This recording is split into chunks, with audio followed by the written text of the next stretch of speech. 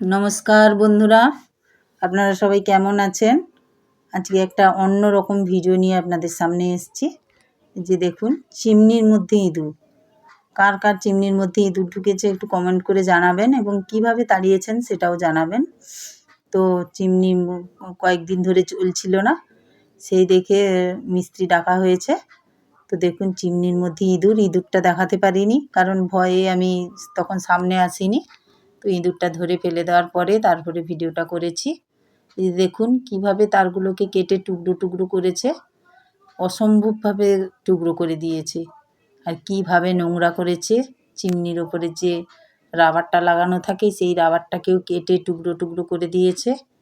এই যে দেখুন কিভাবে তারগুলোকে একদম ছোট ছোট করে ক্ষুদ্র ক্ষুদ্র করে কেটেছে, মানে প্ল্যান করেছে এমন অবস্থার মধ্যে বসে প্ল্যান করে তারপরে তারগুলোকে কেটেছে আমার মনে হচ্ছে। তো কয়েকদিন ধরে একটু অসুবিধা হচ্ছিল দেখে আমি কয়েকটা ন্যাপথলিন দিয়ে দিয়েছিলাম, কিন্তু দেখলাম যে হচ্ছে ন্যাপথলিনে কোনো কাজ হয়নি।